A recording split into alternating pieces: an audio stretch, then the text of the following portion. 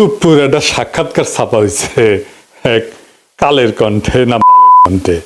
ওখানে সুপ্পু মেলা cow cow করিছে, কান্নাকাটি করিছে, কয়টা ইন্টারেস্টিং কথা কইছে, আমি সেইখান থেকে পড়ে শোনাই। আমি নির্দ্বিধায় বলতে পারি ওই কঠিন সময়েও বিএনপির শীর্ষ নেতৃত্ব আমার পাশে ছিলেন। তারা তখনও সংবিধানের ধারাবাহিকতা অক্ষুণ্ণ রাখার বিষয়টি আমার কাছে স্পষ্ট ভাষায় ব্যক্ত করেছেন। বিশেষ করে বিএনপির চেয়ারম্যান তারেক রহমানকে ঘিরে আমার মনের মধ্যে অনেক কৌতূহল জমা ছিল, কিন্তু আমি পর্যায়ক্রমে বুঝতে পারলাম তিনি খুবই আন্তরিকতাপূর্ণ মানুষ।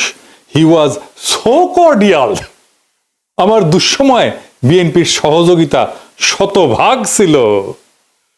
সুপ্পু খুব পরিষ্কার করে বলছে যে বিএনপি তারে রক্ষা করছে। কোন সুপ্পুকে? সেই সুপ্পুকে যে তার নিজের পরিচয় নিজেই দিচ্ছে। শোনেন তার নিজের ক্রেডেনশিয়াল। আমি রাজনীতির এমন কোন অঙ্গন নাই যা আমি ছুঁয়ে যাই নাই। আমি বঙ্গবন্ধুর ছোঁয়া পেয়েছি। আমি আমার জীবদ্দশায় পরপর 6 বার বঙ্গবন্ধুর দেখা পেয়েছি। বঙ্গবন্ধু আমাকে নাম ধরে ডেকেছেন, এই চুপ্পু তুই এদিক আয়, এই চুপ্পু তুই মাঠে আয়। আমি বঙ্গবন্ধুর 6 দফার ভাষণ শুনেছি। আব্দুর রব বগা মিয়ার বাড়িতে আমি গিয়েছি, আমার প্রতিবেশী। ওখানে আমি দুপুরে ভাত খেয়েছি বঙ্গবন্ধুর সাথে। শুনিছেন কি বিশাল ক্রেডেনশিয়াল? মানে কার সাথে কই ভাত খেয়েছে সেটাও তার বড় যোগ্যতা। সোহরাওয়ার্দীর বডিগার্ড তারে কয়বার সুপ্পুকে ডাকছে সেটা তার বড় যোগ্যতা। তো এটি শেষ না, তারে কেন কাঁঠাল রানী পছন্দ করতো, কেন দয়া করতো, সেটা তার মুখ থেকে শুনেন। সেটা ছাত্রলীগ করতো সেটাও শুনেন। আমি যখন বঙ্গবন্ধুকে উপস্থাপন করেছি, স্বাধীনতার যুদ্ধকে উপস্থাপন করেছি আমার বক্তৃতায় জজদের সম্মুখে, তখন উনি আমাকে জিজ্ঞেস করেছিলেন তুমি কি আপনি কি রাজনীতি করতেন? আমি বললাম জি মাননীয় প্রধানমন্ত্রী, আমি ছাত্রলীগ করতাম। তখন তিনি একটি নাম উচ্চারণ করে আমাকে বলছিলেন সে তোমার সিনিয়র। আমি তখন বললাম মাননীয় প্রধানমন্ত্রী সে আমার 10 বছরের জুনিয়র। উনি যাকে সিনিয়র লিডার মনে করতেন তারও আমি 10 বছরের সিনিয়র। এটা শুনে উনি অনেকটা আমার প্রতি তার দয়ার সাগর হাত বাড়িয়ে দিলেন। শুনেছেন ফাইনালি তার মনে বড় দুষ্ক ছিল। সেটা জানেন তার দুষ্কু কি ছিল? আমার মনে বড় দুষ্কু, ও দুষ্কু আমার মনে রে। কি দুষ্কু সুপ্পু তোমার মনে? ওর মুখেই শুনেন। গত 3 মাস ধরে মাননীয় প্রধানমন্ত্রীকে সালাম করতে গেলে উনি আমার সালাম নিতেন না। তা আমি দেখতাম যে ওনার চরণের ধুলো আমি পাই না। আমার মিশ্র প্রতিক্রিয়া হচ্ছিল যে উনি কেন আমার সালাম নেন না, না থাক বলে। কিন্তু সেই সময় যে ওনার মনের মধ্যে রাষ্ট্রপতি হিসাবে আমার নাম গ্রথিত হয়ে গেছে এবং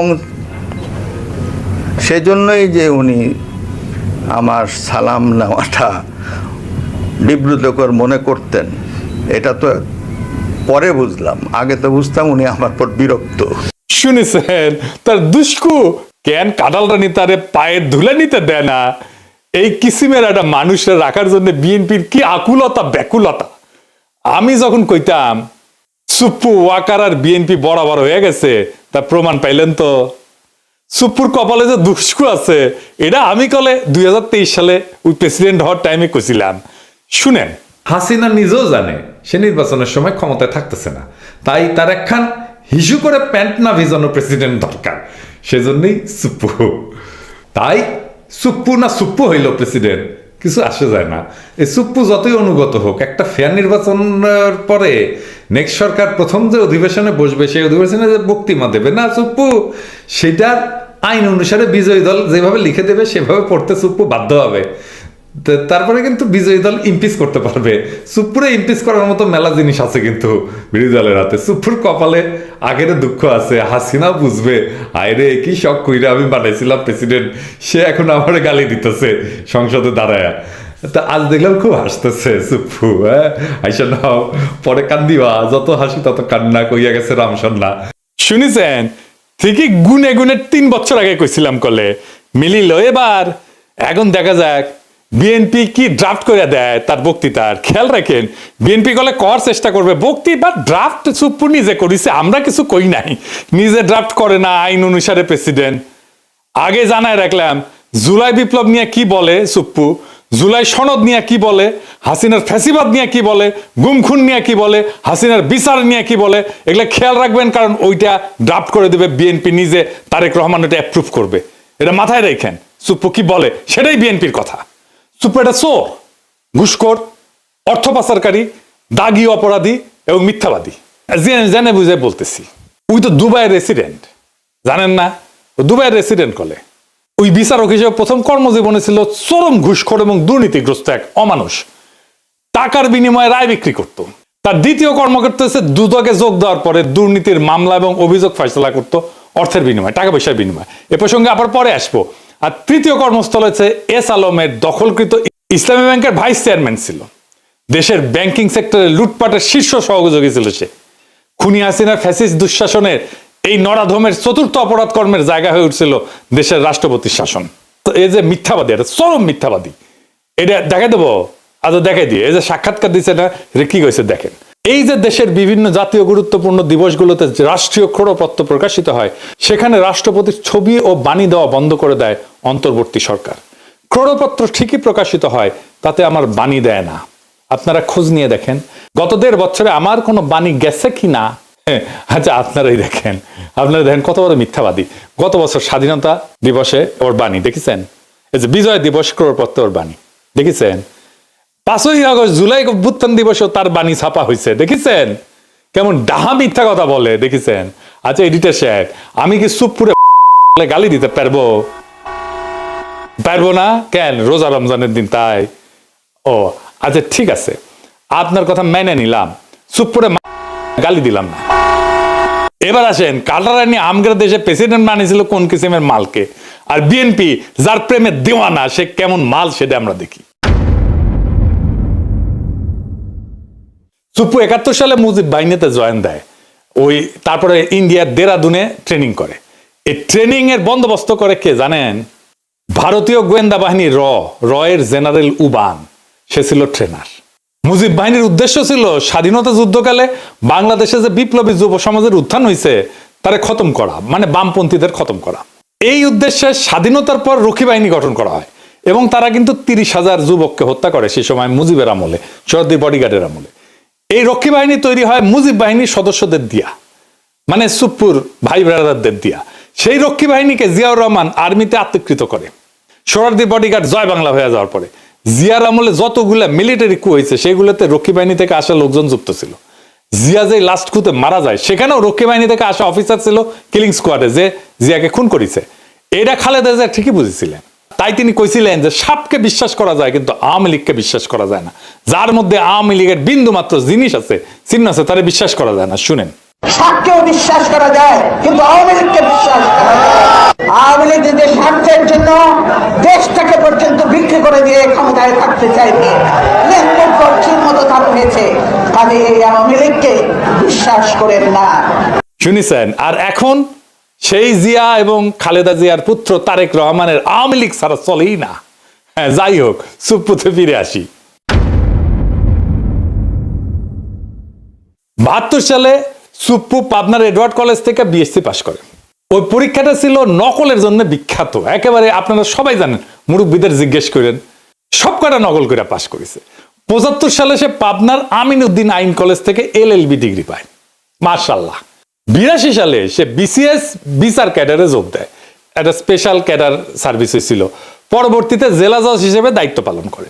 এই হইল দিয়া তার বিদ্যা অভিজ্ঞতার দৌড়। আগে যারা বিচার বিভাগ থেকে রাষ্ট্রপতি হয়েছিলেন তাদের শিক্ষা জীবনের সঙ্গে এই নকল বা সুপ্পুর তুলনা করলে লজ্জায় মাটিতে মিশা যাওয়া ছাড়া আর কোনো উপায় থাকে না। সে বিচারপতি আবু সাইদ চৌধুরী থেকে বিচারপতি শাহাবুদ্দিন আহমেদ পর্যন্ত সকলেই ছিলেন হাইকোর্ট সুপ্রিম কোর্টের বিচারপতি, কেউ কেউ ছিলেন প্রধান বিচারপতি। আর কাঁঠাল রানী উপসচিব পর্যায়ে অবসরপ্রাপ্ত এক দুর্নীতিগ্রস্ত বিচারপতিরে বাংলাদেশের সর্বোচ্চ পদে নিয়োগ দিছিল। এই কইরা পদটার যে কি পরিমাণে অবমূল্যায়ন হয়েছিল সেটা আমাদের ধারণারও বাইরে। দেখেছেন তো কেমন মিছা কথা বলে, চোখে চোখে মিছা কথা বলে। এটা বাংলাদেশের রাষ্ট্রপতি। এরকম একটা মিছা কথা বললে তো মিডিয়াতে হইচই পড়ে যেত দুনিয়ার যে কোনো সভ্য দেশে। কিছু হয়েছে এরকম একটা মিছা কথা বলছে? 2001 সালে নির্বাচনে পরাজিত হওয়ার পরে আওয়ামী লীগ অভিযোগ করে যে বিএনপি, আওয়ামী লীগ এবং সহযোগী সংগঠনগুলোর নেতাকর্মীদের উপরে হামলা করিচ্ছে। পরবর্তীতে আওয়ামী লীগ যখন ক্ষমতায় আসে 2008 সালে, তখন ওই অভিযোগ তদন্তের একটা কমিশন গঠন করে। সেটার প্রধান হিসেবে শাহাবুদ্দিন সুপ্পুরে নিয়োগ দিছিল কাঁঠাল রানী হাসিনা। সে বিএনপির বিরুদ্ধে তদন্ত করেছিল, তদন্ত রিপোর্ট দিছিল। হাসিনা কত ঘনিষ্ঠ, কতখানি ডিপেন্ড করতো দেখেন। তার উপরে ডিপেন্ড করিচ্ছে তারেক রহমান, দেখেছেন? 2011 সালে হাসিনা সুপ্পুকে দুর্নীতি দমন কমিশনের কমিশনার হিসেবে নিয়োগ দেয়।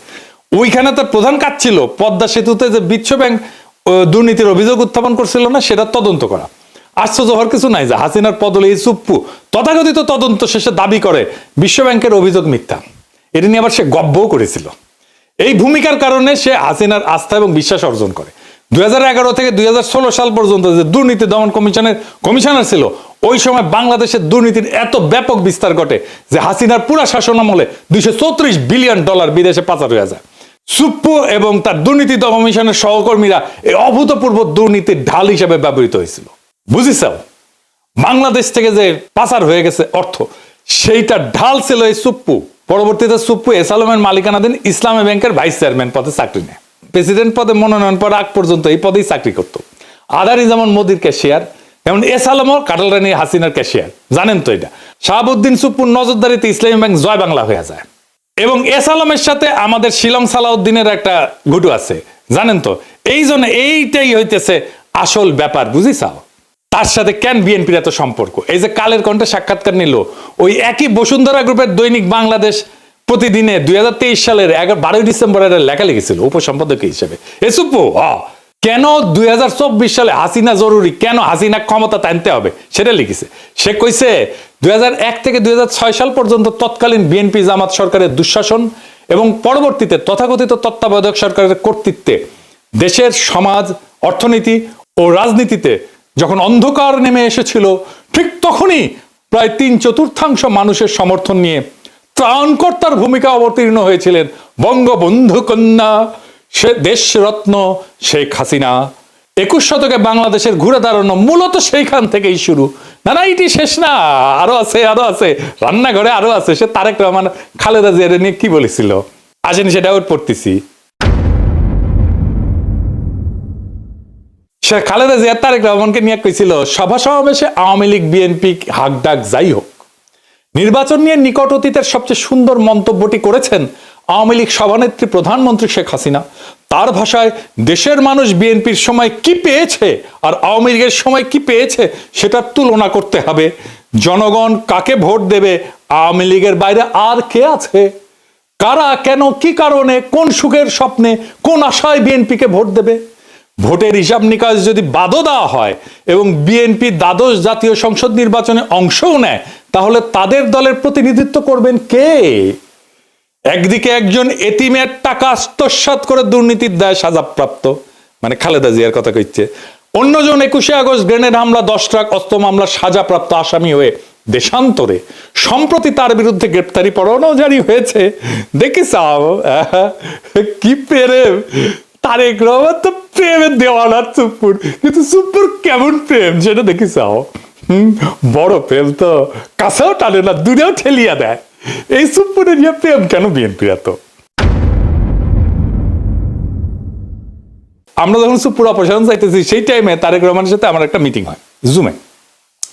আমি তারেক রহমানকে বলছিলাম যে সরাসরি আপনারা তো সুপ্পুকে ডিফেন্ড করতেছেন, কেন করতেছেন? তো উনি বলছিলেন, দেখেন দাদা, উনি আমাদের দাদা বলেই ডাকতেন, আপনি যেমন দেশে ফিরতে চান, আমিও ফিরতে চাই, আমার মেয়েটাও দেশে ফিরতে চায়, ও ছোটবেলায় চলে আসছে। প্রেসিডেন্ট অপসারিত হলে আমার সেই দেশে ফেরাটা ঝুঁকিতে পড়বে। আমি অন রেকর্ড বলতেছি, এই কথাই উনি আমাকে বলছিলেন। আমি বললাম যে আমি তো বুঝলাম না, আমি ওনারে ভাইয়া বলি, আমি তো বুঝলাম না, মানে আপনার কেন দেশে আছে ঝুঁকিতে পড়বে? তাই আবারও জিজ্ঞেস করলাম যে আমি যখন বুঝলাম না দেশে ফেরাটা কেন ঝুঁকিতে পড়বে, উনি বললেন যে বিস্তারিত বলবো না দাদা, কিন্তু আমি কনভিন্স যে এটাতে সমস্যা হবে। তো সমস্যাটা কি? সমস্যা হচ্ছে যে দেশ বদলায় যাইতেছিল, দেশটাকে আগের অবস্থায় ফিরাই নিতে হবে। সেই আগের বন্দোবস্তে, দেশ সেই আগের বন্দোবস্তে ফিরে যাইতেছে। আওয়ামী লীগের অফিস খুলতেছে, ইনকিলাব আজাদি, এই সমস্ত শব্দ নিয়ে বিএনপির নেতার মধ্যে চুলকানি শুরু হয়েছে। ফুন্দের আলো দিল্লিস্টার আবার আগের চেয়ারে ফিরে এসেছে, এমনকি তারা লেখা ছাপাইতেছে ইনকিলাব আজাদি কেন আমাদের বলা উচিত না। এই নিয়ে যে ইনকিলাব জিন্দাবাদ স্লোগান বিএনপি নিজে দিছে, সে বিএনপি এখন সেটারে ডিজোন করতেছে। দেখিছে 4 আগস্ট সে ইনকিলাব জিন্দাবাদ স্লোগান দিয়া ফেসবুকে পোস্ট দেয়, আর এখন তার ইনকিলাবে চুলকানি হয়, রক্তক্ষরণ হয় নাকি? কোনটি থেকে রক্তক্ষরণ হয়? এত কিছু হইতেছে, আওয়ামী লীগের সাথে বিএনপির যোগাযোগের মাধ্যমকে সুপ্পুই ছিল মিডিয়াম অফ কমিউনিকেশন। সেই বাংলাদেশি ইন্ডিয়ান এস্টাবলিশমেন্টের সবচেয়ে বিশ্বস্ত লোক, তাই তাকে দরকার ছিল বিএনপির। বাংলাদেশে মুজিব বাহিনী হইতেছে ইন্ডিয়ার সবচেয়ে বড় স্ট্র্যাটেজিক অ্যাসেট। সুপ্পু মুজিব বাহিনীর সদস্য হিসেবে ইন্ডিয়ার সবচেয়ে বড় স্ট্র্যাটেজিক অ্যাসেট, এবং তার মাধ্যমে এই সমস্ত ঘুটু হয়েছে। কারণ একটাই, সে পুরনো বন্দোবস্ত, পুরনো লুটপাটের জামানা আবার ফিরে আসতেছে। ওটা ফিরে আনাটাই ছিল আসলে বাংলার লুথার কিং এর প্ল্যান। এই কথাটা খুব স্পষ্টভাবে হাদি বলছিল। প্রফেসর ইউনূসের সরকার আর বিএনপি কেমনে জুলাইয়ের সাথে গাদ্দারির রাস্তা তৈরি করছিল শোনেন। আমি আপনাদেরকে বলে রাখি, যদি আওয়ামী লীগ কোনোদিন এই গণহত্যাকারীরা দেশে ফিরে আসতে চায় বা আসার কোনো অবস্থাও তৈরি হয়, তার দুইটা দায় সমানকে, দুইজনকে নিতে হবে। রাজনৈতিক দল হিসেবে সবার আগে তার দায় নিতে হবে বিএনপিকে। বিএনপির এই ব্লান্ডারের কারণে এই দেশে আওয়ামী লীগ আসার পরিস্থিতি তৈরি হবে। আর দ্বিতীয়ত এই সুশীল এনজিওবাদী সরকার, যে না পুলিশ সংস্কার করে, সে না পুলিশ নিয়োগ দেয়, না গ্রেপ্তার করে, না সে রুল করে, না সে কুইট করে, সে কিচ্ছু করে না, সে শুধু ফেসবুকে পোস্ট দেয়। শুনেছেন তো, এবার বুঝেছেন তো কেন হাদিরে মরতে হয়, কেন হাদিরে শহীদ হইতে হয়, বুঝেছেন? বিপ্লব এভাবে ব্যাহত হইয়া যায়। এখন প্রশ্ন করতে পারেন, আমরা কি এতদিন মিসাই লড়াই করলাম? এত ছাত্র জনতা কি হুদাই জীবন দিল, রক্ত দিল? পৃথিবীতে কোনো রক্তই বৃথা যায় না, কোনো হাহাকার, কোনো কান্না চাপা পড়ে না। মজলুমের আর্তনাদ কোনোদিন বাতাসে মিশা যায় না, মজলুমের আর্তনাদ কোনোদিন পাথরের নিচে চাপা পড়ে থাকে না। 24-এর বর্ষা বিপ্লব একটা পুরা জেনারেশনকে পাল্টাই দিছে, তার মন মানসিকতা, তার চেতনাকে পাল্টাই দিছে। এই বদলটা বাংলাদেশের চেতনা থেকে কোনোদিন মুছে যাবে না। জুলাইয়ের সাথে গাদ্দারি করে বাংলাদেশে কেউ ক্ষমতায় থাকতে পারবে না, বিএনপিও না। কারণ জুলাই জিন্দা আছে, বিপ্লব জিন্দা আছে, শহীদেরা জিন্দা আছে। জুলাইয়ের সাথে গাদ্দারি করলে আবারও রাস্তায় নেমে আসবে আরো একবার সেই রুহানি প্লাবন, বাতিলরে ভাষায় নিয়ে যাবে আরো একবার। সেই দিন আমরা নিশ্চিত করব ফ্যাসিবাদের পুরনো বন্দোবস্তের সবকিছুকে আমরা সেই রুহানি প্লাবনের সাথে ভাষায় দেশটার জঞ্জাল সাফ করব। সেটাই আমাদের আজাদি। আজাদি জিন্দাবাদ, ইনকিলাব